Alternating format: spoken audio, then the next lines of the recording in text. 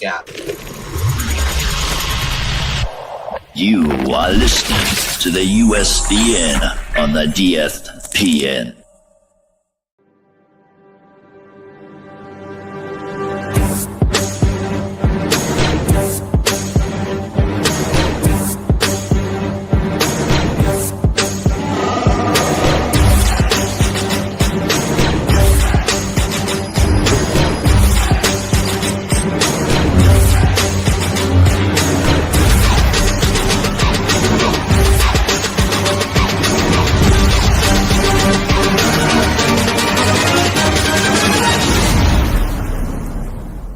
It's a trap!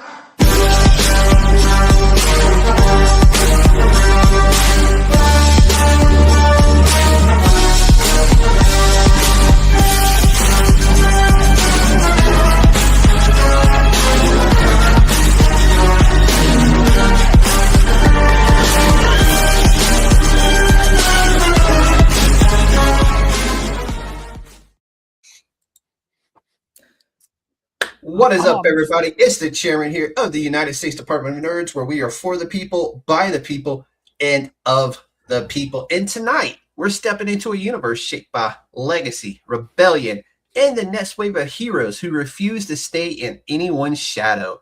Pulled directly from the pages of The Remnant, Last Gen isn't just a new superhero team, it's a declaration. These young heroes are done being treated like sidekicks, done being underestimated, and ready to prove that they are the future.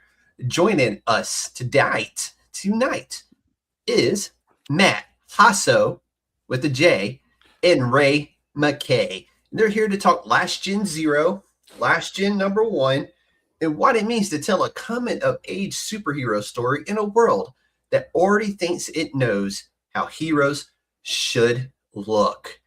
Ladies and gentlemen, let's welcome Matt back to the show for like the third time in his illegitimate love child, Ray. I need the smoker's jacket, you know, like SNL, like a 5-timer. I need a 3-timer jacket. Dude, now I got ideas. I'm going to have to order myself one of those. What's up, Ray? Ray? Welcome to the show for the first time, man. Thanks for having me. It's great to be here. And that was my one. I swear I won't hit no more young jokes. I think I got most of them out before we went live. So now we can lock in and focus. We got an audience here of y'all's team. So Ray, I appreciate you sharing this around to all the buddies over at Grok Comics. And we got some Alpha Red comic in here, some CYI worldwide. So with that, for readers just discovering this corner of the Remnant Universe, what is Last Gen and what makes this team different from the heroes that came before them? I think I was distracted because where did you get that intro you just read? Because that was really good. Oh, dude, I every person who comes on the podcast, Matt, you should know this.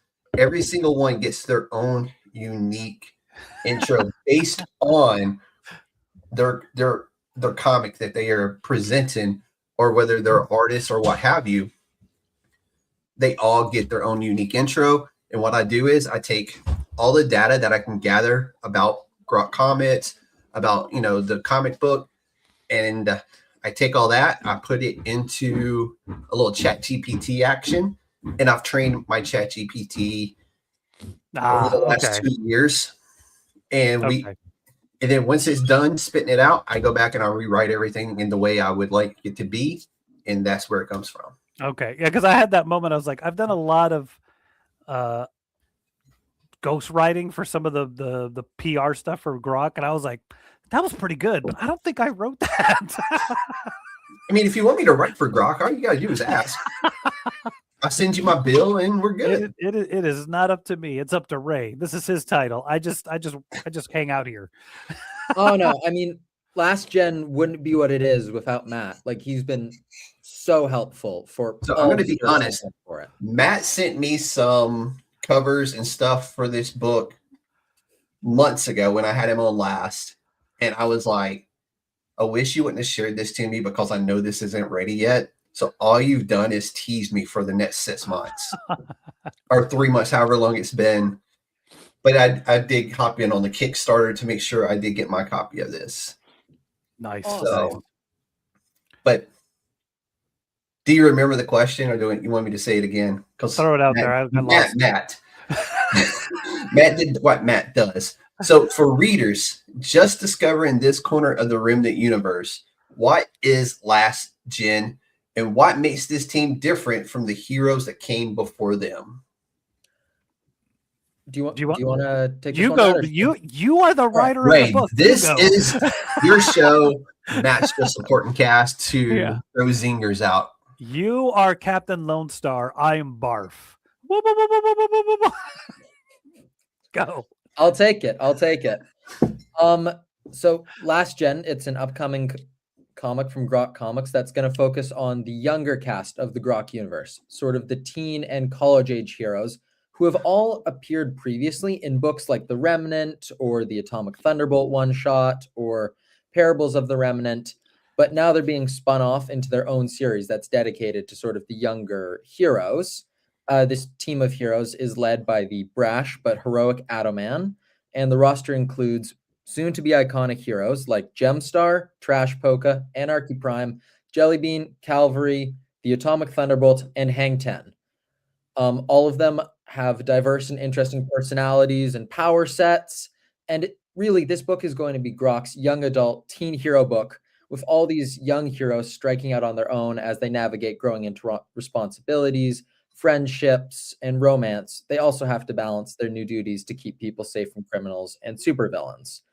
And in the first issue, which is now on Kickstarter, it has 2 stories that I helped write, which include humor and interpersonal drama and some good old-fashioned superpowered action.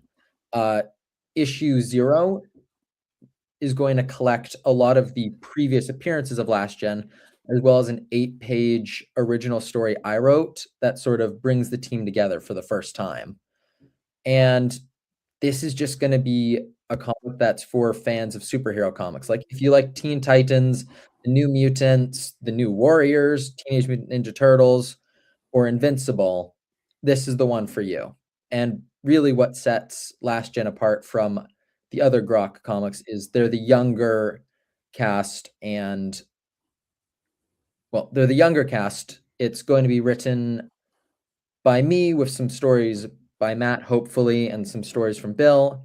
And just, we're really excited to get these characters out into the world because I think they're really interesting and I think they'll resonate with people. I like it, but who named their character Jellybean? That was not me. So Bill ultimately has created probably 97% of the characters in Grok Comics. And what I really liked about this is that, so he has a flagship title called The Remnants. Mm-hmm. And some of the members of Last Gen have kind of been introduced through there and met and have been there. And they literally in the 3rd or 4th issue go, we don't want to be here anymore. Like, you guys are doing your thing. We want to do our thing. We don't want to listen to you guys. And they leave and create their own headquarters in a separate part of the city. So I think it kind of opens it up to, unlike like the New Mutants, they were just out of Xavier's same house. Yeah. They just were on a different level. This is a completely different very place. Similar to what the Teen Titans did. They just kind of got tired of being the second fiddles and these sidekicks and got their own place. Yeah, so it's with Batman's money. Yeah, and it's interesting because it's, some of them are, like I said, the mainstays that have been in the main title. Some of them get introduced through this, and I'm just excited to see a lot of what Ray has done. He really did kind of bring these characters to life. Again, as much as I enjoy writing, I am in my 50s. Me writing teenagers, not so much a thing that I should do. So when we had Ray, it was like, it's a no-brainer. The young character, give it to the young writer. So it's been a lot of fun. Yeah, what you just said was you are now Unk status. And it's time to pass the ball. Yeah, I'm Grunkle Matt.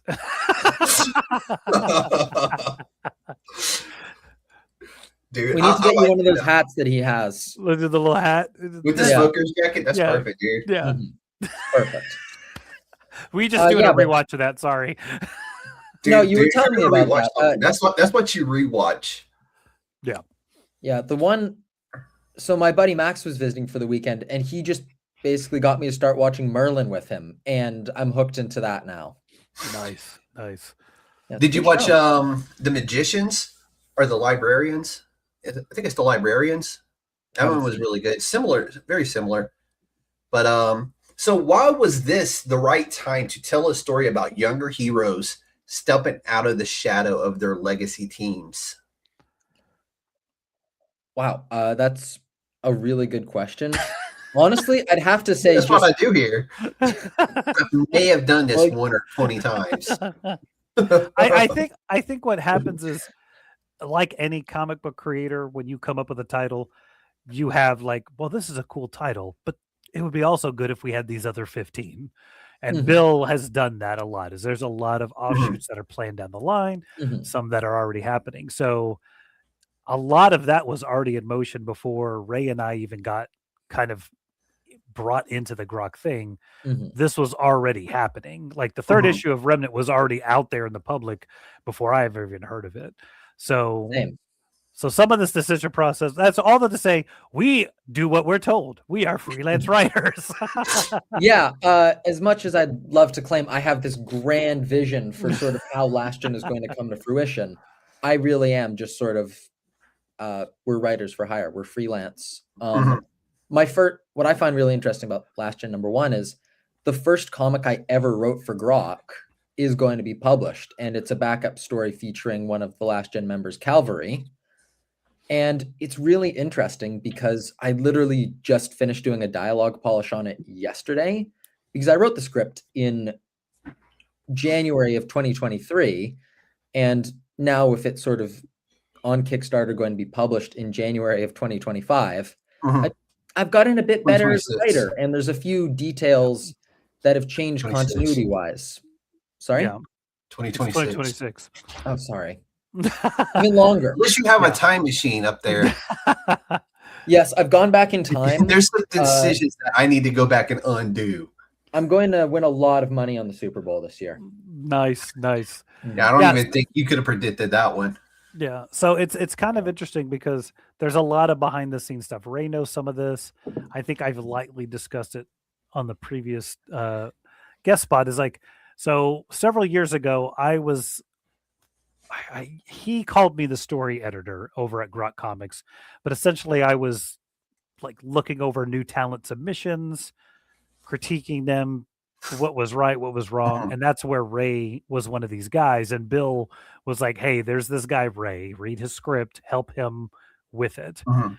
And even though the script was wrong, because it's a Christian comic and he had like, it was a cool script, but it was about a mercenary killing a bunch of people. And I was like, hold on. I took the character Flame Shot and I had him like massacre a warehouse of drug dealers. He drops a grenade onto them, and then I think he stabs like 4 or 5 people with a ninja sword, and then he burns one guy to death, holding them up by the neck. Yeah. I went Absolute a little hard. Batman just did the same thing, so I don't see a problem. Yeah. So then I was like, hey, this is a Christian comic. Tone this down. Let's do some. So I think by the time this Calvary thing was sent to him, it was already in my mind. And I had mentioned it to Bill about like, hey, let's toss him this Calvary script. And if he nails it, let's have him do Last Gen. Mhm. So it was like the pseudo audition of, hey, let's see if he can do this.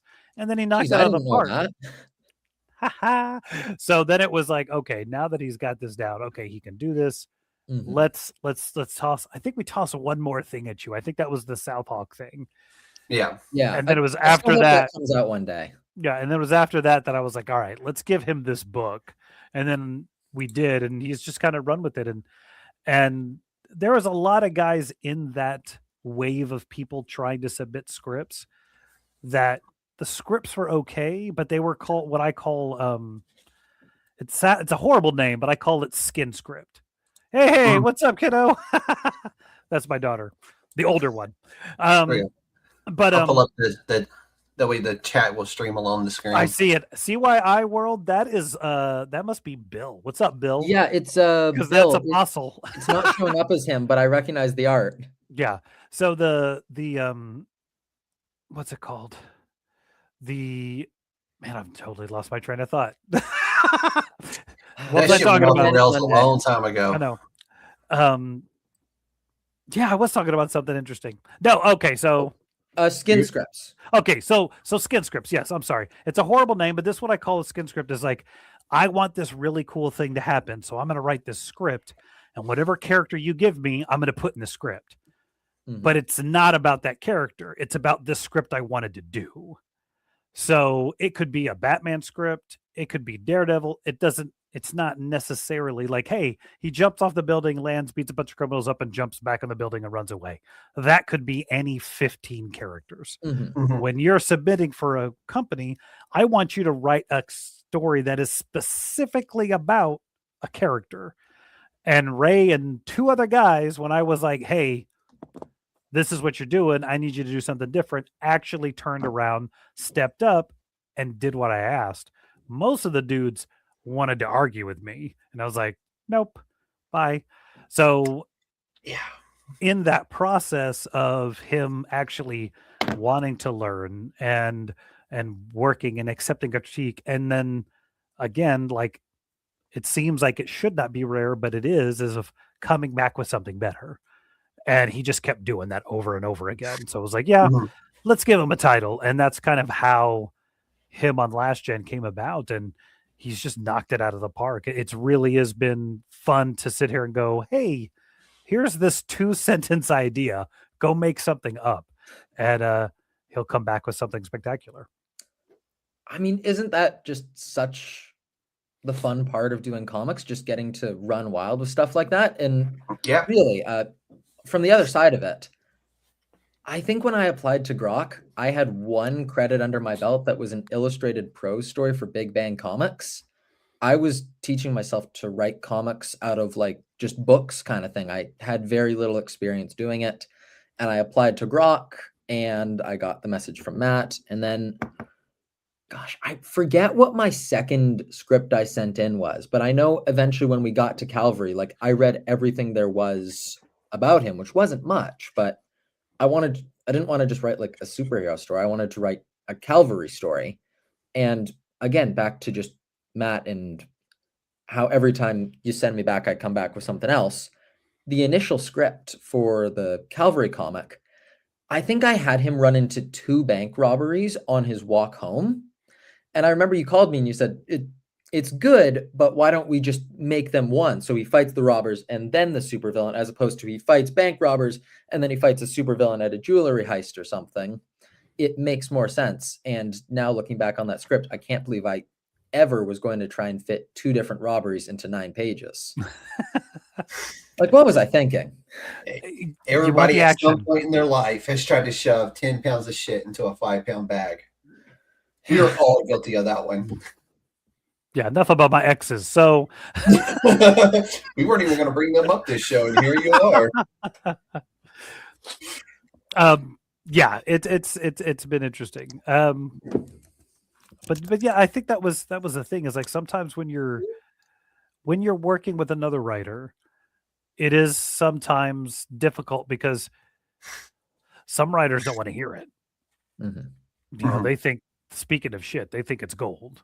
You know, whatever I've come up with is the coolest thing ever. And it's like, you know, in your mind it is, but you still have to put that on the page. Like, you know, one of my biggest notes that most writers can't stand is, that's a great story, but it's not in the script. Mm-hmm. Like, if you have to tell me all these details, well, then that doesn't work. Like, it has to be in your story. And I think that's been something I've seen Ray leaps and bounds over the last year or two in everything he does. And then sometimes I'm like, I don't know why you listen to me. Like, you've got tons of stuff out there. You know, he's got what is that thing that just came out with Bing Bang with the female warrior fighting? It's Big Bang Adventures 35, and the story is called When Old Gods Rise. And basically I took Venus, who's sort of the, you know, like the mythic godly superhero. She's pulled from the Roman myths. It's very like everybody, or like lots of people call her like the Wonder Woman. I kind of consider her the Thor. And I threw up against Cthulhu and the other old gods, and I sort of turned them into like this ancient pantheon from beyond human memory that like return to try and bring about the end of the world. I was doing my best like Walt Simonson, you know? There we go. Yeah. I like that. That was so fun. Like some of the most fun I've had doing comics. Dude, sometimes that's all it is. It's just a good story. Yeah. The deepest depravities of your imagination can make some of the best comics. Yeah. Oh yeah.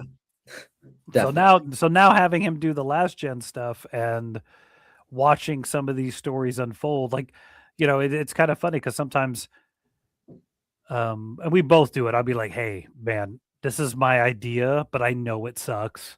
So help me make it not suck. And he'll say like, well, no, that just sucks. Don't do that. No, I'm just Just say put a line through Matt's name and just put my name underneath it. We're golden. No, but I think what sometimes happens is you do have that idea, but you know it's not there. Absolutely. And to go like, hey, this is my idea, but I know there's like the thing, and you can't see it because you have so much in your mind about this whole story. So he and I are constantly like, here, read this, tell me what's wrong. And then back, you know, I learned that Word has a comment section that you can comment per line, and he showed me that. So we do that constantly back and forth. That's something I learned for school for one of my writing classes. Just it's beyond helpful. Of course, it's funny because I'm still on my family's Word account, so all of the comments Matt gets on his scripts are technically written by my dad.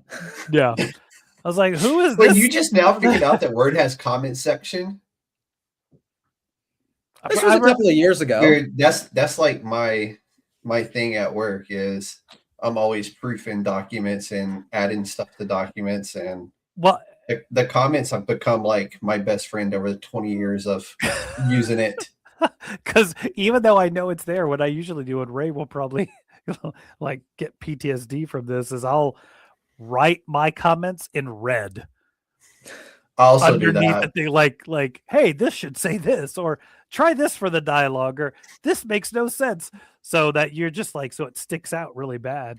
But I like to do the strike through in red and then add the comment in red. Or if you have to correct the spelling, which he usually does for me, just rewrite it correctly in bold red. But personally, like for myself, because as much as I've had fun working with other writers over the last couple of years, like usually it's just me doing it. So I'll print the script and then I'll go back with a blue pen and make all my comments and do that. And then take that to my next thing. So doing it digitally is definitely something new because I've never had to let me critique this and send it to somebody so they can make it better. But no, it's been fun to work with together and definitely kind of mold this last gen thing. I mean, I think technically we've got 6 or 7 things plotted out for this guy or for this team. And we have so many. Well, we've been talking back and forth for a while now. I've been just sort of bouncing ideas off of you and off of Bill for what we should do for issue 2. What's up, Nathan? My dude right there. What's up, Nathan? He was a blast to have on. Just so y'all know, the Idleverse is going to be something amazing. Jupiter Man, right? Yeah, Jupiter Man.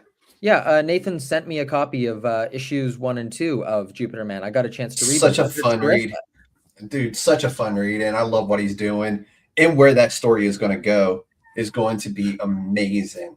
Nice. Yeah, no, it's a terrific comic. I'm interested to see where it goes next. Especially when it gets to that big battle scenes coming up. I think he said issue 8. Wow. Well, someone sent me a link. I'm looking forward to it. But let me ask you this.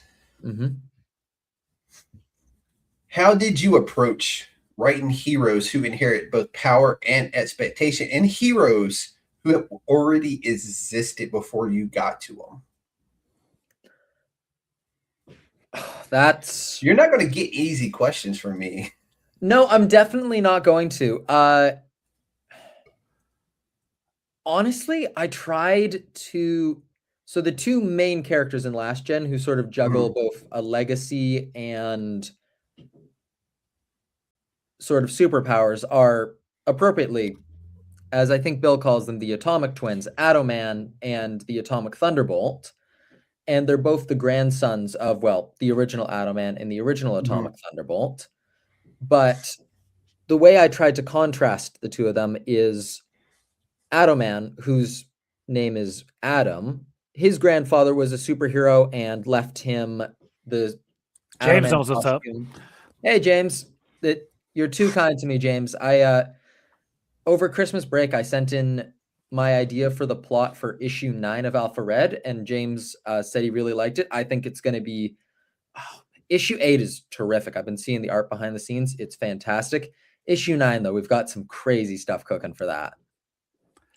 But sorry, as I was saying, so there's Atoman and the Atomic Thunderbolt. They're both juggling being superheroes and sort of carrying on the legacies of their grandfathers. But the big difference is Atoman's legacy is a lot more straightforward and, for lack of a better word, like unsullied than Hero, who is the Atomic Thunderbolt, and his name's, it's not Hero like superhero, it's Hiro. And in Hero's case, his grandfather was the Atomic Thunderbolt, but then his grandfather was arrested and put in an internment camp. And During the World War US II. government, sorry? During World War II, for people who Yeah, don't know sorry, history. during World War II, I should mention. Sorry, He was during World War Japanese II. American during World War II. The grandfather gets stripped of his title, put in these internment camps. They make somebody else atomic. Sorry, not trying to steal. No, he's absolutely right. They make, But no, I knew what I of course knew what he was talking about. So. right. And then Hero finds out that sort of his grandfather was the Atomic Thunderbolt, but his legacy has been erased. So now Hero's really trying to make a new legacy to make up for the old legacy that was taken, whereas Atoman's kind of towing the line a bit more, just trying to live up to his grandfather. Hero's trying to sort of make a mark as the new Atomic Thunderbolt. Does that make sense? 100%.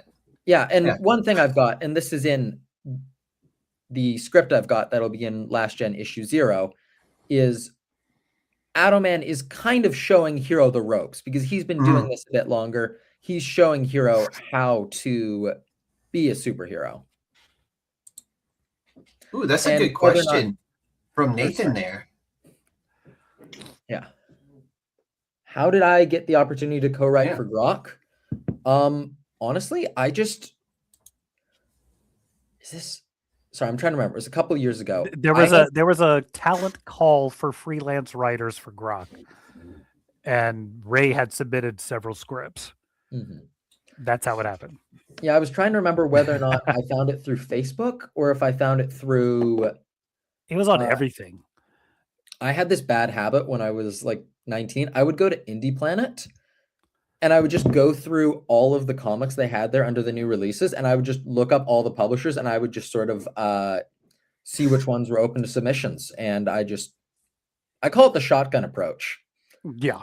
Yeah. See, I think for me, it's kind of funny because I think ultimately I did submit to the same thing, is that he had put out a talent call, I submitted, and then somehow I got actually like through happenstance ended up like really quickly getting on a personal phone call with him.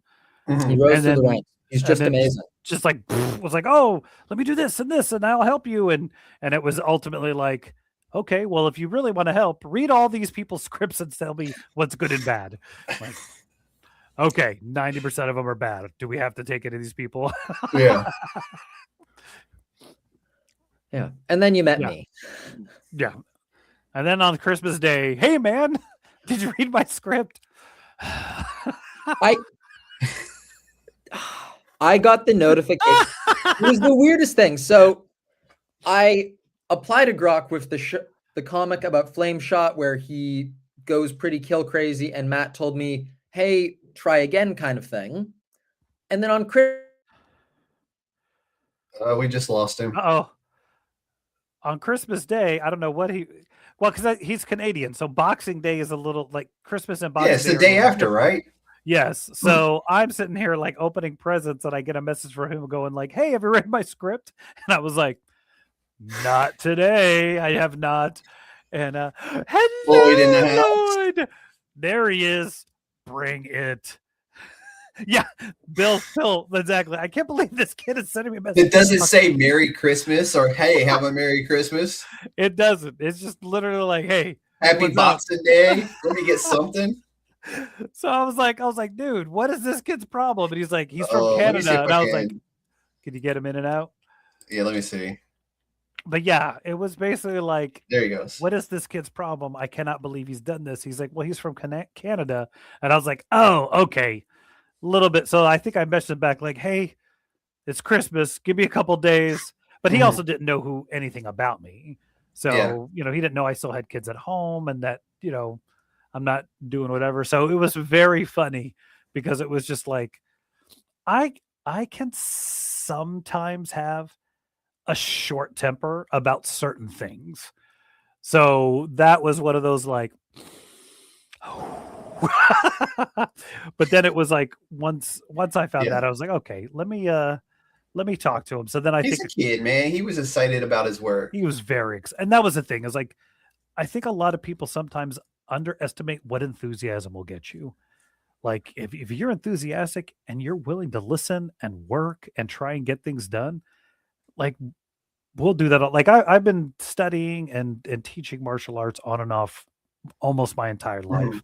And I would rather teach somebody and have them not pay me a dime if they really want to learn and Yeah. work. Rather than you give me $200 a private lesson, but you suck or you don't want to do it. You're just trying to drop your kid off. Go And through it's the like, motions. yeah. So for me, it's definitely like I need you to want to do it. Ooh, this is a What's your question for background as Matt. far as comic?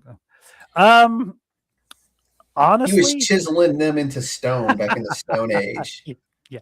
No, I have on and off written comics, just on my own, trying to break into the industry since I was a kid. But so it's kind of a weird. I'll try and summarize this. So all through my late teens and early 20s, tried to break into. You ain't wrong. You ain't wrong. All through my late teens and early 20s, I tried to break into comics or do something with somebody I knew, like other artists I knew in high school. There's artists I met in college. And as a writer, it's very difficult to break in. And then in my late 20s, digital film started becoming a thing. And I realized like I could be creative without an artist. So I learned how to do digital film. And for the next 10 years, that's what I did is I wrote scripts and made films because I didn't have to worry an artist. I could do everything myself. And Mhm. then it was my mid 40s when I think I tried to break back into comics. I've had enough money to pay an artist to draw the things I wanted, came up with a concept, and I think I had him do 2 issues. Then we tried to shop it around, but nobody would pick it up. And because I did not want to do the self-publishing thing. I wanted to get somebody to distribute it. And it just didn't work. And had I probably known more of what I know now then, I probably would have done it differently. But ultimately, I stepped away and was like, well, whatever. And then it wasn't until a couple years back when Grok was doing hey, we're looking for freelance writers. I applied, got hired on, did a bunch of scripts for him. And it was within 2 or 3 months that Nick at Apogee was like, hey, I want you to come work for me. And then I had this guy over here asking me, and then somebody else asking me. And it was just this really weird kind of a lot of things came together. So I've done a lot of that. So currently, I do have a lot of scripts that I wrote for Grok that are still being produced. And Bill and I have talked about me probably going back and writing some more stuff. I've also written a bunch of stuff for Apogee currently. I am the editor-in-chief of Apogee. So I'm really trying to work on getting all of those things to meld together. And I'll be doing Well, that. that's a lot, dude. Especially over at Apogee. I know Nick has a lot of things going on, and I know he's trying to tie everything back together again. And he's got some good ideas, and it's just a matter of getting like it's kind of funny. It's like, what's it called? It's really cool to have a plan, but if you don't share the plan with all the writers. The plan goes. You're good, nowhere. Ray. Oh, good. Welcome I'm back. back. Sorry about that. My So- Wi-Fi, believe it or not, has cut out in multiple podcasts and shows I've been on. It is very frustrating, and I do not know how to fix it. All right, tell your side of messaging me on Christmas. Go. Yeah. Oh my gosh. So Christmas, unwrap presents, hanging out, go to church, call the grandparents, all of that. I check my email and I see that the Grok Comics creator resources folder or something has been shared with me. And that makes me think I probably got the job, right? But it's Christmas. Why would it sort of get sent to me? So I was sort of going back and forth about whether or not I should reach out. And did I reach out on Christmas or was it Boxing Day? It was Christmas. Oh, damn it. I definitely just couldn't help myself, which again, I feel bad about. That sounds like him. James, that sounds exactly like Ray. That's exactly what I did. Keep bugging them until you break them down, man. I mean, it's So worked so far. Yeah. And Hey, and they squeaky kept you wheel, around, so you must have done something. squeaky wheel Yeah. gets the oil. Is that what it is? Is that the same? That's what they say. I don't know. Yeah. And anyways, I reached out to Matt to sort of say, hey, so did I get the job if I have these resources? And I think we went back and forth a little bit. They weren't actually supposed to be sent to me quite yet, but I did have a gig. It was a little confusing, but it all worked out for the best, right? Yeah. It was basically, I think, dude. yeah, I think the share It was worked like, because the problem is, and I've seen this a lot of times, is especially as a writer, is it's very easy for an artist to go, I like what that character looks like. Let me draw 3 pages of that character doing something. It's very difficult as a writer to do that because unless the company that is looking for writers gives you complete information about the character, you just have to blindly go, I like how he looks. Let me make up a story about him. So I think that's where it gets really hard to kind of submit stuff. So with him, when he had, with all the people that kept sending stuff in that was questionable, I think I talked to Bill about like, hey, I think we need to share more with these guys about what they're sending and what they're writing. At the same time, why a bunch of writers who went to a website called Tribulation Task Force sent overly violent scripts is beyond me. Whoops. Maybe they did that. Yeah, it was the main character has a giant cross To be on his fair, chest. to be fair, there's not a whole lot of comic book companies out there making Christian comic books. So I didn't know that existed until actually Yeah. Matt sent me the email, and I'll fully admit, like this might make me seem a little dumb, but I did not realize Grok was a Christian company until Matt got back to me, and I was like, "Oh, okay, I see what I did wrong here. I'm gonna fix that." And in your defense, that's what happens a lot. Is like I'm also the kind of person like when somebody says, "Hey, do you want to write for us?" or "Hey, we're looking for talent," I will stalk. I'll go back years on their Instagram. I'll go through their website. I'll look at everything because I do not want to be. how do you the think I put guy- together these interviews? Yeah, but it is like that's the thing is like sometimes I feel like if you want the job, you got to do the homework. And I think that Mhm. was where sometimes I get annoyed, especially if it was like there was one guy who wrote a script about Black Cobra, and unfortunately for him, I was in the middle of writing that first issue, and it was like, what do you like? He sent it, and then I'm reading it, and I go, why is he writing this guy this way? So then I go and read what was on the talent search, and it just says like Black Cobra is a superhero in the Remnant, and there is an entire setup of that world where the Remnant characters, the heroes, they're actually publicly looked at as terrorists Mhm. because the Watchers, the bad guys, work for the UN and PR, blah blah Mhm. blah, which Mhm. is cool. But he had Black Cobra like talking to the cops and hanging out with them, and I was like, hey. The heroes in this universe do not talk to the cops. Like the cops would probably try and take them down. I need you to rewrite it. And then why would I do that? I was like, I don't know. You want Else the the job? guy is asking you to. Yeah, this is one of those writers where it was like everything I kind of pushed back at him because he was the one who I think he did another rewrite and it wasn't any better. And I was like, I tell you what, let's do something different. Why don't you write a completely new script and do it on this guy? And I gave him all this information and he was like, well, I'm not going to do that. Why would I do that? And I was like, well, you're the one applying for a job. Why would you not? And he's like, well, I don't want to do this. You don't know what you're talking about. And I was like, this is where the conversation ends. And yeah, have a good day. Yeah, exactly. It was just one of those like, you're right, I don't. Bye. But it was that's why, to kind of bring around why Ray, a guy named Michael, who I think you've had on your show, so different of like, hey, they took what I said and we're like, oh, that's what this is, and came back with a script that was really for this thing. Oh yeah, Mike Williams. Yeah.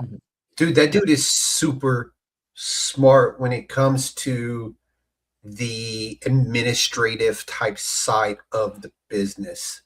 Like his episode, for anybody out there interested in comic books, go watch that episode with him, because the dude from the business side of the house is a freaking genius. Like that was a masterclass of the business side of comics. Yeah. Nathan, I would recommend Atomic Thunderbolt, Black Cobra #1, Thief of the Night #1, and the upcoming Remnant #8. Ray and Last Gen 1 and 2 when they Last Gen 1 and 2 or Last Gen 0 and 1. I gotta recommend those. Last Gen 0 is going to be 92 pages. Yes.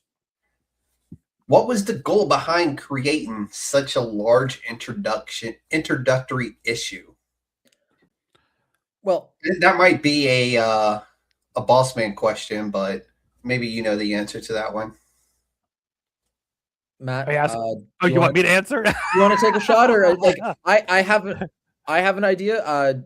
You're welcome to as well. So there's a lot of times, especially with number zeros, where because the nature of a lot of stuff at Grok is that it's a lot of short stories.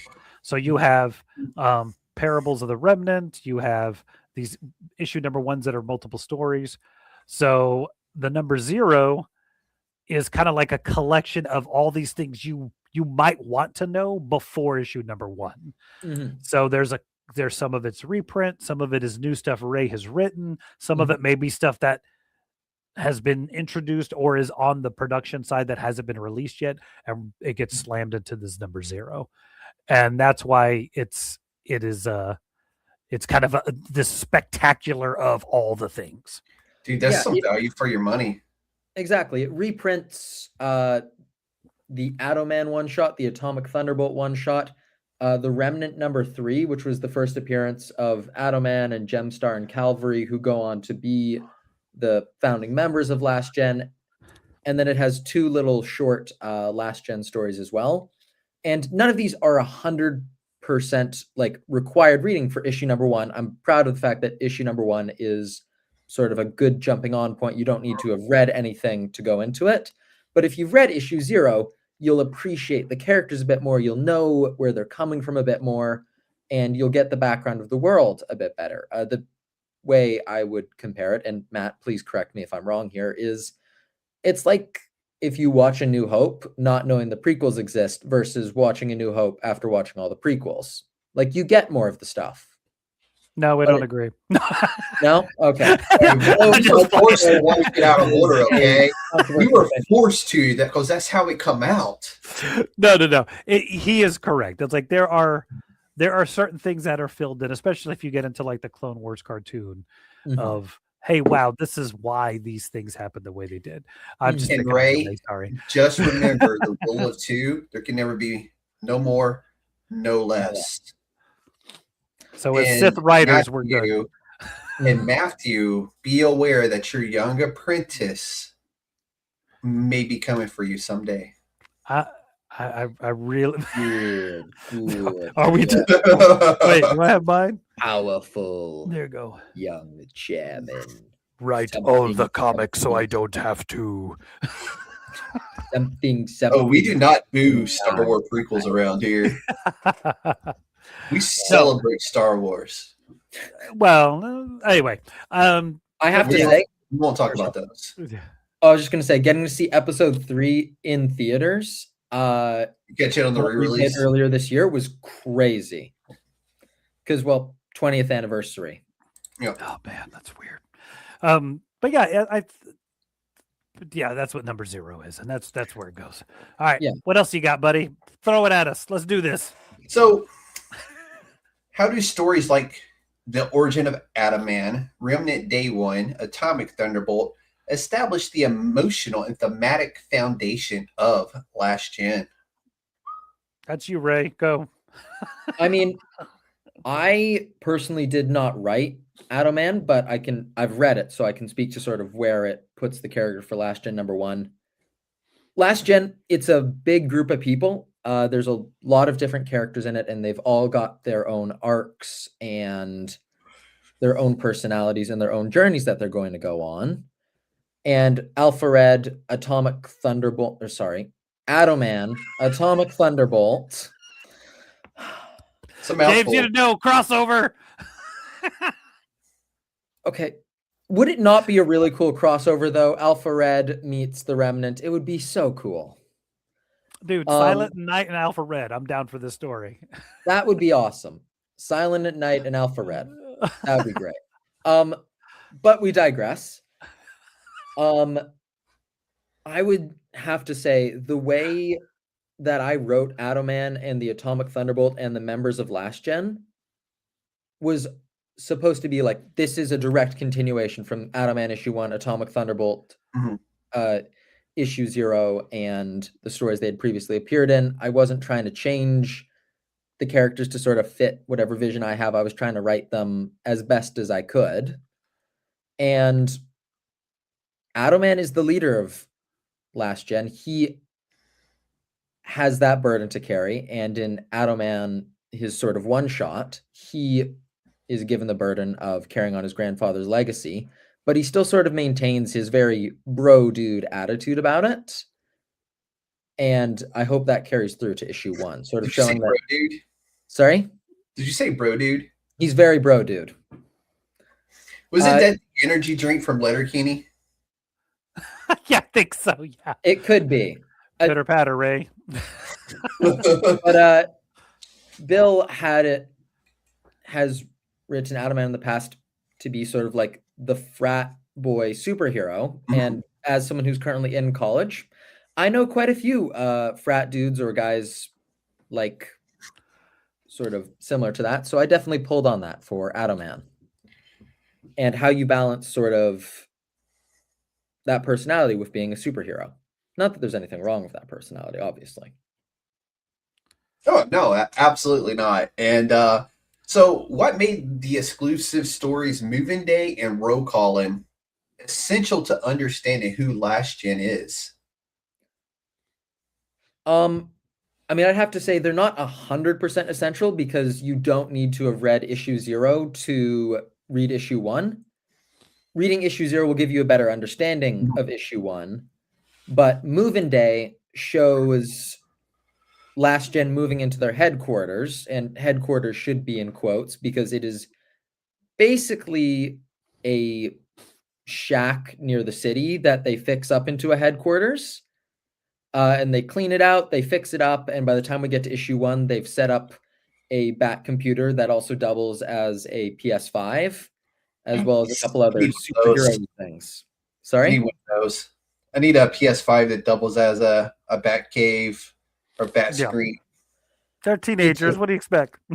And for roll calling, I actually reread that script earlier today just to sort of remember exactly everything I put in.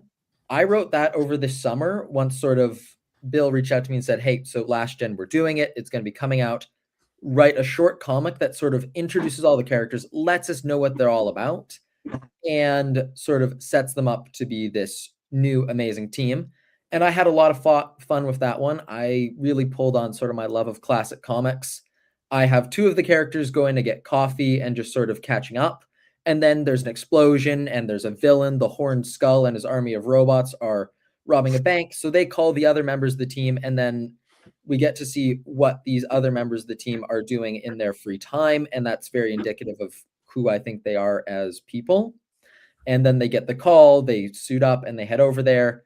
And I just had a lot of fun with it because none of them one of the funniest parts is a couple of the characters are in a movie when they get the call, hey, there's supervillains, we got to go deal with it. And they get yelled at for being on their phone in the movie theater. And then when they finally get into their superhero costumes, head out the door, and are on their way to the big fight, they realize it's all the way across the city and that none of them can fly. So they have to debate whether or not to take a taxi, the bus, or Uber. Grab an Uber. Well, that's my favorite. That's one of my favorite jokes in the entire comic, and this spoils a little bit, but it's still like 4 or 5 characters. They pile out of the movie theater and they're like, all right, they're at that bank. It's halfway across town. How are we going to get there? Taxi? Nobody with super speed. No, and just no, 4 dudes. No. Like, they're just 4 dudes. And then one guy's like, do we taxi? And the other guy's like, I'd rather Uber, TBH. And I just thought it was the most young. Yes. Dude, no. That's the epitome of teenagers moving out of the house and realizing none of them have transportation. Yeah. So Nathan asked a good question here. So do both or do any of you have any aspirations to write your own original stories? And I think you have, Matt. Have you not? Yes, I do. My big thing now is I got tricked into having more kids. So it's very difficult for me to do the whole I'm going to be away for a weekend trying to sell my books. So my tentative plan was to make my name at some different book company, like with Grok and with Apogee and maybe some others. And then this way I would have like a track record of, hey, this guy writes really cool stuff, so that when I did my own thing, it wouldn't just be random writer number 83 in the alley of Comic-Con on a table is just selling this random book that nobody knows anything about. But I have in the past written a lot of stuff of my own. There are plans to do some other things that might happen that I can't really talk about now, that are in the works. And it's kind of funny because Bill hates me in that, like, back in 2024, I was like, hey, at the end of 2024, I'm done with comics. I'm going to go make a movie. And I was really close to making a movie. And unfortunately, it fell apart. But fortunately for Grok and Apogee, that meant I was stuck in comics still. So, so I got brought back in. And so, yeah, there are things. I'm very grateful. There are things that I have written in the past that I'm thinking about revitalizing. Ray may or may have not read some of this already. I have. If I ever did my own comic, that would probably be the project. Sector is the comic that I did years ago. Honestly, if you go to www.facebook.com/Ferro Comics, FERO Comics, both issues are up there. It was it's kind of weird. It became so dated so fast from 2017, 18 to 2022. The landscape of the world changed so much that I don't think the book works anymore. But yeah, I've thought about it here and there. It just depends on, again, like, it sounds weird, but it's like, I'm not Chuck Dixon. If Chuck Dixon goes on Kickstarter, he gets funded like that. If I go on Kickstarter, I might do $200 because nobody knows who I am. Dude, this is easy. I got you. Just let me know. Fair, but I'm just saying, like, I think that has been my kind of tentative plan, was to get into the industry, get a name for myself, then hopefully that name is a good name, so that when I go, hey, this new book called, Texas Ranger Superhero Cop comes out, people are like, oh, that's a guy from Phantom Hawk and Swords of the Remnant and this thing over here. Yeah, Dude, why would we not follow him? We'll put you in cosplay, cowboy stuff, and we'll sell the hell out of this book, dude. If that's what you want to do, assless chaps all day. I mean, yes, but we want people to actually, buy the book. But I think that's the thing is that's for me personally where I'm kind of at. My family is first. I got married late in life. So the idea of like, hey, honey, have fun with the kids. I'll be gone for a week.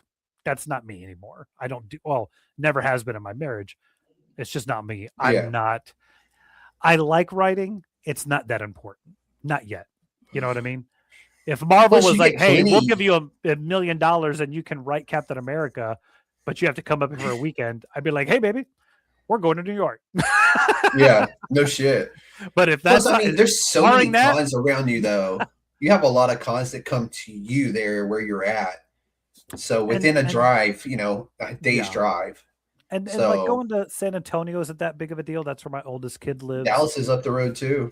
Yeah, that's Dallas has so many cons and everything else right now. They're huge. So I think with Apogee, we may be doing the Comicpalooza just because they come here as well. But all that to say, yes, I do have ideas of my own. It's just waiting to do them the way I personally want to do them to be the most creatively fulfilled by that situation without breaking into my personal life. Ray, what you got? First off, can you guys hear me? I just stuck my headphones in. You're good, dude. Okay, awesome. My headphones are always on the frets. Don't fall asleep with them in. That will definitely do some damage.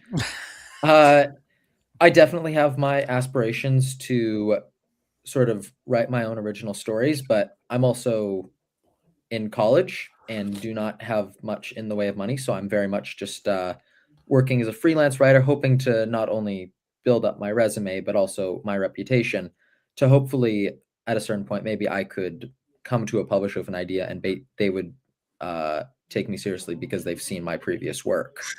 But I have entire notebooks just filled with ideas of crazy stories I'd love to do.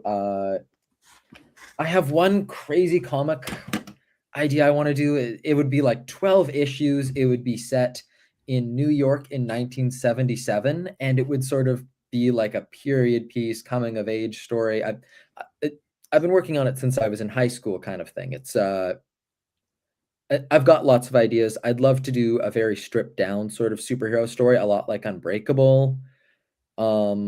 I'd love to do some old school World War II comics, sort of in the style of Sergeant Rock. I love finding the old Joe Kubert Sergeant Rock issues in back issue bins, and they're so good. They're mostly just one and done stories. They're gritty, they're action packed, they've got heart, and there's just nothing like them out in comics these days. Like, if I could pitch any comic for Grok, I would pitch a Man of War comic where it's basically just him as Sergeant Rock. It's one issue, World War II flashback kind of thing. That would be amazing. And I would just beg Matt to help me with it. You don't need me, buddy. You go on. Dude, you sound like you got it down pat, man. Yeah, but it's more fun if I get to do it with Matt. We have this young guy here who's really, looking back into the older stuff from the 70s and the 80s, which is really dope to see. Especially as hard as they are to get your hands on some of those books, especially Sergeant Rock. The fact that you're finding any at all is like amazing. Yeah, well, big credit goes to my dad for starters, because Vancouver has this one comic and toy show where people will just bring their own comic collections, or like shops from Vancouver Island or farther away from Vancouver will go and visit. And my dad would drive me to like this community center completely out of the way. And he would just sort of like hang around for a couple of hours while I went through every single comic book retailer. And I had a list. I was like, do you have any of the Nightman by Malibu? Do you have any of the Mighty Crusaders? Do you have any of 1963 by Alan Moore? Do you have any of Big Bang Comics? Do you have any Sergeant Rock? Do you have any of this? Do you have any of that? Do you have any Ninja? Da-da-da-da. I had a whole list. I feel like I drove them crazy, but I did what I had to do. It's pretty cool that you mentioned Malibu, because Malibu is where the first issue of Spawn went to before it immediately got, Yeah. when Malibu was its own publisher, Yep. and then they got bought. Once they did their own comics, Marvel. Anyway, Yeah. Oh, absolutely. No, it's a mucky pass there, but it's kind of cool that he brought up Malibu. I'm just like, geez, Well, like do that's you know, that's a wild one. or sorry, go ahead. No, go ahead. Do you know that series? No, sorry. I'm sorry. go Ray, go talk. You know that series by Malibu, The Protectors? Oh yes. So I was obsessed with it as a kid. It took me forever. I found issues like the first issue I ever found was issue 5, and that's the one where Nightmask gets killed, and there's a bullet hole that's through the entire issue. Mm-hmm. Not sure if you guys are familiar. They did like Yep. the character gets shot through the chest. They cut a hole through all of the comics. It was crazy, very funny. I questioned that at the comic shop. I was like, why in the hell is there a hole in this book? It's definitely a strange one. I definitely put a pencil through it and then spun it around a bunch because I thought that was funny. Of course. You have to. But all of those characters were redesigned versions of public domain characters. And that was sort of the first time I ever saw that you could do that. So I was really interested in, like, one of the first comics I ever drew at like 11 years old was a Man of War comic where he teams up with the Ferret. And it's just so surreal to me now that I actually have written Man of War for Grok, like this character that I only thought I was ever going to read about. It's really neat. Let's say, what are your creative processes for writing? You go first this time, Nathan. I mean, Ray, good night. Sorry, I've been sober for at least 3 days. It's freaking me out.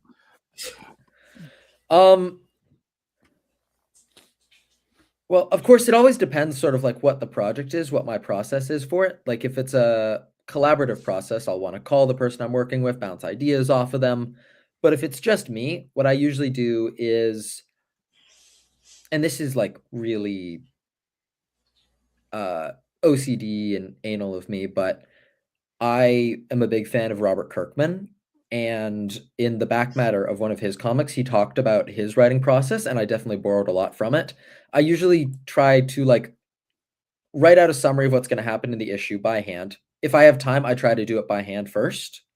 Write out a summary by hand, and then I'll type it up into an actual summary. Then I usually send that to the publisher, and if they like it, then I go forward. And then I'll break down the entire issue page by page in my notebook. Like page 1, this happens, they say this. Page 2, this happens, they say this. Page 3, this happens, they say this. And then I'll do like a draft on my computer. And then I usually send it to Matt. He tells me what's wrong with it. Then I do another draft. And eventually it turns out pretty good. So here's what's wild. If you go back and watch the episode with Michael Williams, he talks about the writing process and the creative writing process that he uses. It was very educational. Like, I know shit. Like, I went back and rewatched that episode and took a whole notebook full of notes. Like, it was that good. Like I said, that whole episode, I think we went almost 2 hours, and it's like a masterclass. Oh yeah, yeah, he knows his stuff. So for me, a little bit like what Ray is saying, it depends on the project. But what I usually do, I've switched slowly to digital. I used to always do this by hand. I have legal notebooks everywhere. Is I would literally write down the name of every character. And then what I would do is the next page would be, what does each character feel about the other one? Like, what is Joe's relationship with Brad? What does Brad think of Joe? What does Brad think? And just have this web of like how everybody interacts and figure out like, what is Joe, a first kid, a third kid, a middle kid? Is he tall? Is he short? What's his ethnicity?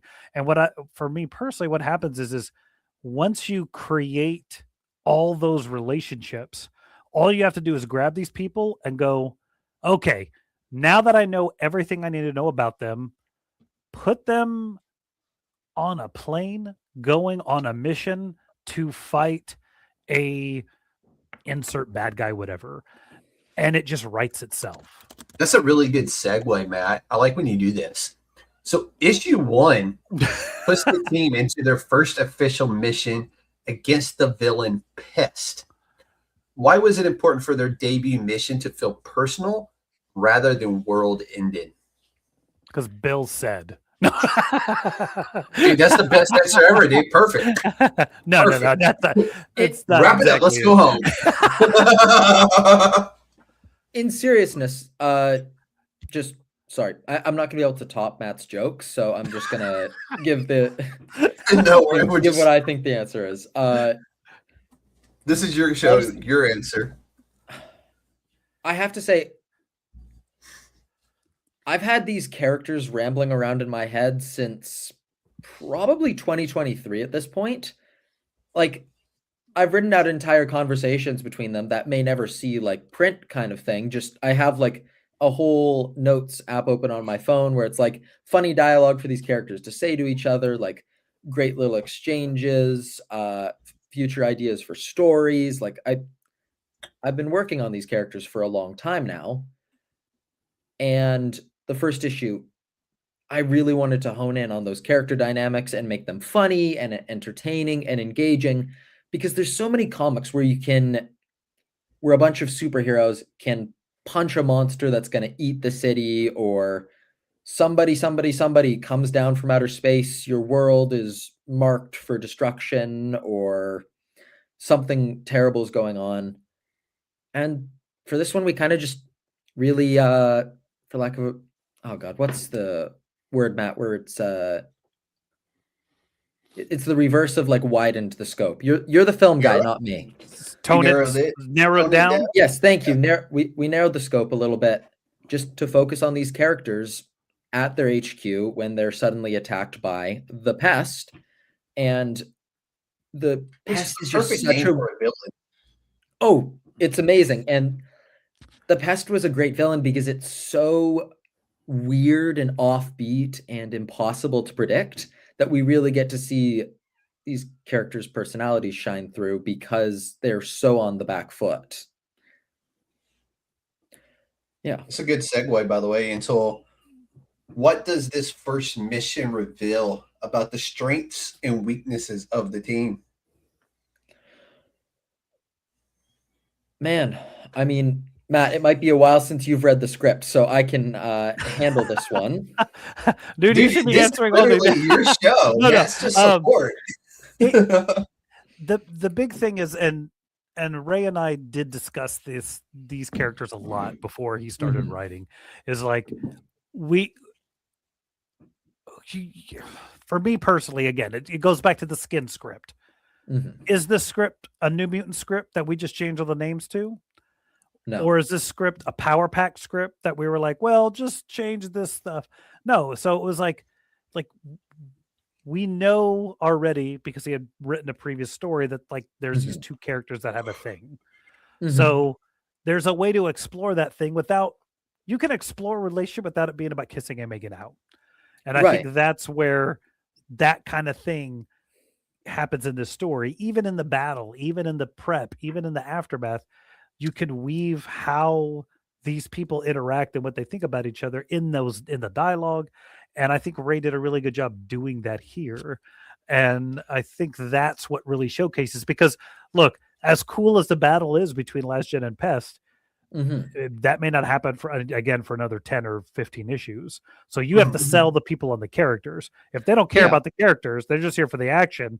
They may not want to come back for a second issue. Like, exactly. I don't know if they'll fight Pest. So I think that's what he did a really good job of in this issue. Well, Matt, as always, is too kind to me, but really, I just want to sell people on the characters because I like them and I want everybody else to like them. And I hope I've done a good job of making them entertaining and engaging, and you're drawn into them because you want to know more about them. But, sorry, what was the question? Was what shortcomings do they have, or like how do they learn how they need to grow? What does this first mission reveal about the strengths and weaknesses of the team? Oh, first I'm going to go with the joke. The one big weakness that gets revealed is Calvary needs wings or a parachute or something, because he almost falls to his death twice in the same story. Because of course his whole thing is if somebody with superpowers attacks him, his body just naturally summons a counter to that. So if you attack him with fire, he'll be able to create ice. If you attack him with ice, he'll be able to create fire. If you shoot lightning at him, a shield will appear. But if you drop him off a building, he just falls. So one of the plot lines I'm sort of brainstorming That's for like issue 2. the worst thing ever. Yeah. Yeah. Well, there's going to be a part in the Calvary backup feature that is going to be in issue 1 where he's attacked by a bunch of guys with guns. So he has to just get by on his fists and sort of his fighting ability because he can't sort of just summon lightning from his hands like the others. He's incredibly powerful because he can go to toe with any power set, but he also has vulnerabilities. And something I'm thinking about digging into for the next issue is how does he prepare for fighting people who don't have powers, or how does he prepare for the fact that he doesn't really have powers unless he's fighting? Yeah. And my solution to that is to give him a suit of power armor. I'm kidding. I just thought that would make Matt laugh. Like, you've got us invested. So I'm like, if he gets a suit of power, like, fuck yeah, let's go. Honestly, but really, I was gonna like have a whole bit where he he goes to one of the other unpowered characters, who's Anarchy Prime, who gets by on sort of gadgets and detective work, and they sort of work together to see if they can like build gadgets for him. Or maybe they'll go to Tech 9 because he's sort of the tech expert of Last Gen and the Remnant, but I don't know how open the Remnant is to sharing all their tech and stuff with Last Gen because Last Gen struck out on their own. Something to be ironed out a little bit later, but I heard if you slip Matt a 20 spot, he'll make that stuff happen for you. Heck yeah. It's gotta be a Benjamin and Wayne talking. All right. Let's see what I can do. All right. What is Nathan asking? How long does that process? I think he's referring to your writing process. For me, it's usually a solid day or two of sitting down and really kind of planning that out. And it also depends on the roster. It depends on the thing. But I will also get to a point where I'm like, yeah, I've done enough. Let's just go, because I'm really, really bad. And anybody who's worked with me would probably say is I will say, like, this is a synopsis of issue 1, 2, 3, and 4. And then I'll be like, this is a plot of issue 1. And of the 10 points, I probably hit 5. And because I've made 5 more, I really am not bad about the plan. But like if I say, hey, the story of this issue is that Silent and Night get in a motorcycle and a car. They go after this thing on the highway. There's a big battle. They win at the end. That's my plot. Like I'm not gonna hone in on every page, blah blah blah blah blah. Even like with Ray, some of the stuff I've tossed at him is like, hey, this one character, his proteges got captured. He has to go fight this guy. At the end, this happens. Mm-hmm. Make sure these things are discussed. That's it. Like sometimes having that openness is where the creativity comes from. And sometimes you do the creativity. I mean, I've also done stuff where I'm like, I'll get 12 pages in and go, you know what? This is wrong. And deleted it, and you have to be able to do that, because sometimes Absolutely. You're like, nope, this was wrong. And there was one thing we were working on where I think I rewrote issue 2 of The Secret Project for Apogee. You remember? And I go like, hey, yes. I'll read this. And then I would like the next day go, hey, don't worry about that. I deleted it all. I'm going to rewrite it. And he was like, what? But it was good. I'm like, no, it was wrong. But it was so good. And God, was my note just add more Inglourious Bastards to it? Because I feel like I should have given you a better note. But yeah, I think that's as a writer, you do. Like I sometimes get into the feel. What does it feel like? And sometimes it's like I will commend Bill. I wrote a Man of War story, and like 2 months later, I went back to him and said, I think this is wrong. I want to change it to this. And it actually put Man of War in a kind of a bad light. But it was a good arc for the character. Mm-hmm. And Bill was like, yeah, go ahead, write it and let me see. And even though ultimately the story was the same, it did give that character much more depth and much more much more of a tragedy to overcome instead of like my brother was a prick. So I think that's that's how I hope that answers the process question. I think I answered it too much. No. So, and then Alex wants to know which character was the most fun to write for y'all. Well, for you. It's close because Calvary was the first character I ever wrote for Grok. So I've got he's got a special place in my heart because he's very much like a little clueless, a little aloof. He's just doing his best. He almost gets killed at least once just because he's distracted by a pretty girl. He's doing his best. But if I had to pick number one, it's Hang Ten. Hang Ten is my favorite character to write on Last Gen because he's a surfer superhero. And so I gave him the California, like, surfer dude personality, like, very Jeff Spicoli, like, whoa, dude. And it's just so funny for me. I have such a fun time with it. And, like, I don't do it to excess. I don't make it, like, a stereotype. And, like, it has bearing on the plot. But he's fun to write because he's such good comedic relief.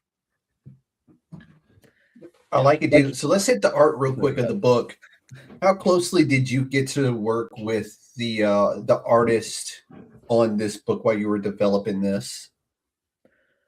I worked pretty closely with Geraldo, who drew the main story for this, where I sent in the script and he would send layouts and we would sort of give him some feedback or some notes. And then he would do the pencils and we would let him know what we thought. And then he would do the inks. He was incredible to work with. I know he's one of Matt's favorite artists to work with. I can't say enough good things about him. Yeah, Geraldo is...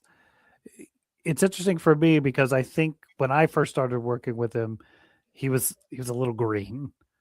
But he is probably not only one of the better artists that I've worked with over the last several years, but also one of the best collaborators. And I think sometimes that gets lost in these journeyman artists where they're just trying to like, hey, I got to get this project done, so I'll go to the next one. So I think, yeah, he's been a lot of fun to work with, and he does do some incredible pencils, and he's the one who did Black Cobra #2. So I think so.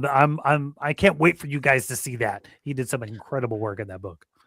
No, I really, it's funny. I know we're here to promote this, but I'm just really so excited for people to actually be able to read Last Gen because I had so much fun writing it. Like I was rereading the scripts to prep for this last night, and I'm just chuckling at my own jokes, which is so corny, but like I do it.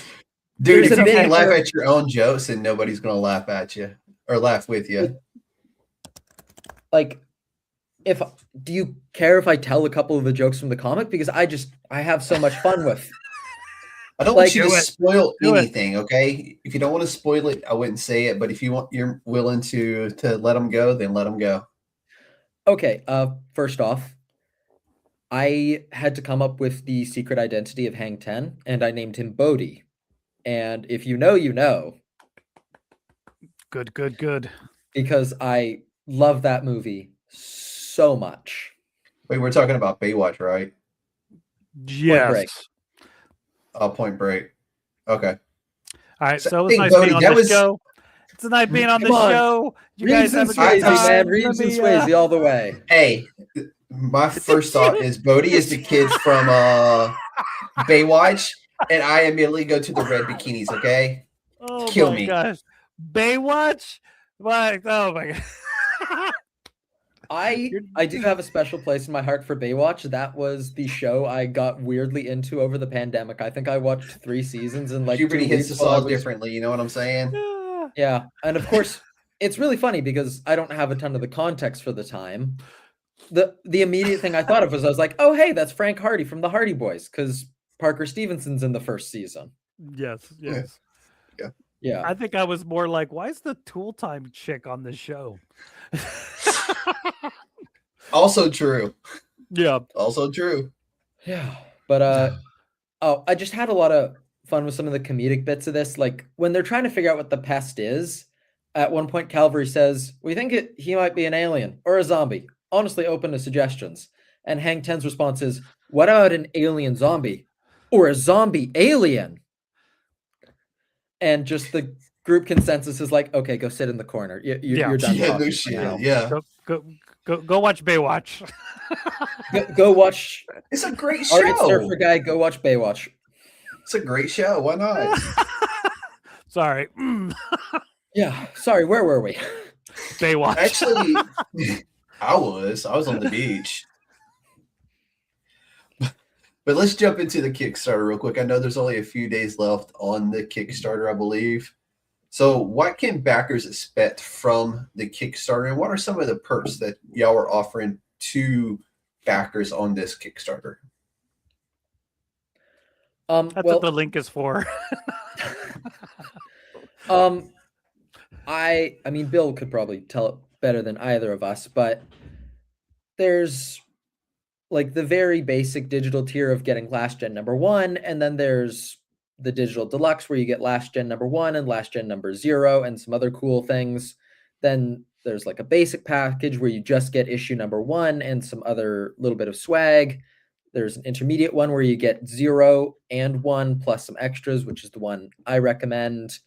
And then we have like diamond level where you get last gen number 1 and last gen number 0 and some limited edition stuff. There's versions where you can get a t-shirt. There's a version, there's only one slot left in this, where you can get your own original character to appear on cover B of last gen. There's going to be a last gen t-shirt available and some trading cards and posters, and it's going to be amazing. I got to be honest, I do have my eyes on that t-shirt because it's definitely a bit of a Hang on. You mean to tell me right? they're making you write last gen and they haven't even sent you a free tee? I mean, I don't think it's been made yet, so That's Bill. I mean, that's the least they can do is toss you a t-shirt, man. All right, Bill. Come on now. I mean, fingers Bill's crossed. seriously slacking, man. At least a Grok tee, something. Let McMahon get a t-shirt, even though, I mean, he lives in Canada. I don't know when you're going to get to wear a t-shirt up there. Look, see, Bill said it'll get warm. Hey, here we go. Bill's going to take care of you. Thank you. You're welcome. Thank You're you, Bill. welcome. I love I got you a free t-shirt. Thank you. Matt said he'll Thank cover you. the price of it. Don't worry. I'll cover Yep. the shipping, which will be $80. Yep. Dude, Yep. my last Kickstarter I backed in Canada did absolutely, it was like 13 or 14 bucks. It was ridiculous. Yeah. No, James is right. I do have 2 Alpha Red t-shirts, and I was going to wear I was gonna wear them on this show, but then I was like, is that bad? Is that like promoting one thing when I should be promoting another? I don't know. And then I realized both of my Alpha Red t-shirts are in the laundry. Bro, So, you ain't ever pulled a shirt out of the laundry, gave it a sniff, and then put it on? good point. If it passes you the guys sniff can tell me test. through the screen. Look, you Yeah, just exactly. You're good. you get it. You put it in the dryer for 5 or 10 minutes and put it fresh With a dryer sheet. dryer sheet. Gets rid of the wrinkles, freshens it up, and there's no smell coming through, brother. You'd have been fine. Yeah, cool. At least But, you're not sitting in an office with a bunch of Wonder Woman stuff. I mean, my Hey, background's we're not here to blurred. judge you, Matt. Not this episode. We'll wait till you're soloing again, and then I'll spread more judgment on you. So, if anybody's wondering, me and Matt this is like our normal conversation style. Is we shoot jabs at each other and barbs at each other throughout. Traditionally, I'm recording out of my office, but I'm using my wife's office, and that's why I'm sitting down because I usually don't sit while I'm talking, but it's because internet. But anyway, no, James is right. We wouldn't have been able to smell it from here. Should have gone with it. I ended up just going with like my San Diego because that's like a classic comic thing, something I'm very proud of. But next time. But without spoilers, what can readers expect from Last Gen as the series continues? Wow. I'd have to say you can expect to continue to see these characters interact and grow and change because they're not going to be the same. Like fingers crossed we make it to something like issue 10, the Atom Man in issue 10 would not be the same character as Atom Man in issue 1. These characters are going to grow and they're going to change. Like your young adult years, as I've been told, are a time where you undergo a lot of changes and you learn who you really are. I'm kidding. I have experienced that. But as someone who just really recently experienced that and is still experiencing that, I hope I can bring that to the characters, that they're going to change, they're going to make mistakes, they're going to grow, and they're not going to be a perfect 100% of the time. And when you have the weight of the world on your shoulders, and in some cases the weight of holding on to a superhero's name who's already established, like, what does it mean when you screw up? Or what does it mean when you're shown up, or when you fail, or when you succeed and you don't get the credit you think you deserve? Like, the great thing is there's so many amazing situations and story arcs that we can put them through in comics. And because they're all new superheroes, they'll all be experiencing it for the first time. And that's why I liken this series to Invincible, because that show and the comic were huge to me. And you got to see all of these kind of ideas and concepts we'd seen in comics before, but filtered through Mark's unique perspective. And I hope I can do something similar. I know I'm not Robert Kirkman. I know I'm never going to be able to reach those heights. Or, well, Bro. fingers crossed. You Bro. will easily. You're 22 But- years old. Trust me when I tell you this. You got years and years on you. And if you're at your level now, dude, you're going to go far. Well, thank you. You're really too kind, and I really, really do hope for that. But Man, I I want that wanna- $20, man. We're kidding you. I hope we can make people care about these characters and then take them on an adventure and see how these characters change. And I'll do my best not to kill anybody off, but no promises. Yeah. Sometimes you just got to. And I think in issue like 4 or 5, there will be a new member that joins the team that could or Ooh, could not be that's a going to be pre-existing interesting. character in Remnant already. So that's going to Which- create some. I'm glad you went there, Matt, because my Okay. next question was going to be, how does Last Gen fit into the larger future of the Remnant universe? There are some things that are coming from in some of the future issues of the main title that Mhm. will also have some repercussions across the way. Yeah. I can't give away stuff because it's spoilery, Mhm. but Yeah, no spoilers. Make yeah, people but go buy it. there will be, as the Remnant story progresses and things start becoming worse and worse for them, it will actually behoove Last Gen to separate themselves more and more from the Remnant, Mhm. which means they're going to be even more so on their own. It kind of almost like as out of a survival technique or a need to survive, to just kind of like, okay, well, no, we don't know who those guys are because you guys, so that'll also be changing the landscape of what they're going through. They're even more so on their own. Mhm. And also, you have to remember, a lot of these characters were members of the Remnant, and well, maybe they're Last Gen now, and they're only tangentially attached to the Remnant now. Not everybody's going to make that distinction. So maybe some enemies of the Remnant who want to wipe out the Remnant, destroy every last trace of it, are going to come for Last Gen. Mhm. And you got to be ready for that. Like, your history, I mean, two of my favorite characters in Last Gen, are rooted in the history that sort of goes into them being heroes, and history is going to play an important part in the next couple issues. And it's never going to be completely removed from the Remnant. What happens in the Remnant will trickle down to Last Gen. You'll notice it. I like where this is going. I really do. And I can't wait to get my hands on and read these issues when they get to my house. And you'll be able to look forward to those, because I'll open them up on an episode of What's in the Box, man. Awesome. But before I let y'all get out of here, Matt and Ray, tell everybody where they can find you and Grok Comics. You can find Grok Comics at tribulationtaskforce.com and across all social media, I believe, just Grok Comics. You can find me across all social media at the Hustle Man. Twitter, Hustle with a K. Threads. Also with a J. I need to put my full name on here. I only have my first name because this is what I use for my podcast, and it already has my last name up there. So yes, Instagram, Threads, Twitter, YouTube, the Hustle Man. I've definitely got a bit of a smaller profile. I'm just Ray MacKay on Facebook, MACKAY, and I'm available. MOUSC. Sorry. He did it. I was about to, and I was like, no, let him finish. My bad. And I'm just Old habit. That's really where I'm most available. And yeah, I'm just available to talk about all things comics. And Grok, you can find it at the website, as they say. If you punch me into YouTube, you can find a couple other podcasts I've been on where I stumble through trying to talk about my love of comics. And if you go across some other publishers, you will see his stuff. He's done some incredible work for Alpha Red, for Big Bang. He's got some other projects coming that I'm really stoked for. So you're gonna see my man Ray everywhere here pretty soon. Dude, and I am just excited to be hopefully a little part and see where he goes. I'm here for it, man.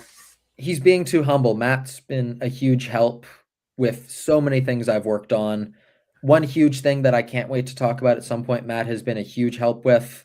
And I'm very proud of all the other work I've done for other publishers like Big Bang. I'm really proud of what I've been able to help James with on Alpha Red, and as well as like Standard Comics, proud of the work I've done there. I'm just really jazzed that I get to do comics, I get to write comics and people pay me to do it. Yeah. Anytime you say jazz, you have to do jazz hands. There you go. There it now is. It's perfect. Like this. Well, there you go. Dude, I love comics. It. And I hate to let y'all go, but we're at that point in the show.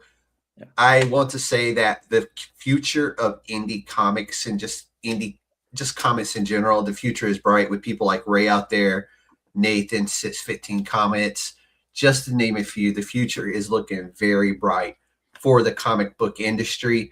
And so this is where we do this. Last Gen is a story about legacy, rebellion, and the pressure of becoming who you're meant to be, all wrapped up in classic superhero energy. Be sure to check out Last Gen 0 and number 1. Support the campaign at Kickstarter, Grok Comics /Last Gen. You'll find it is super easy. You won't miss it. And help shape the future of the Remnant Universe. This has been the chairman of the United States Department of Nerds, where indie comics come to life. Thanks for having us. Out there. Bye-bye. Thank you.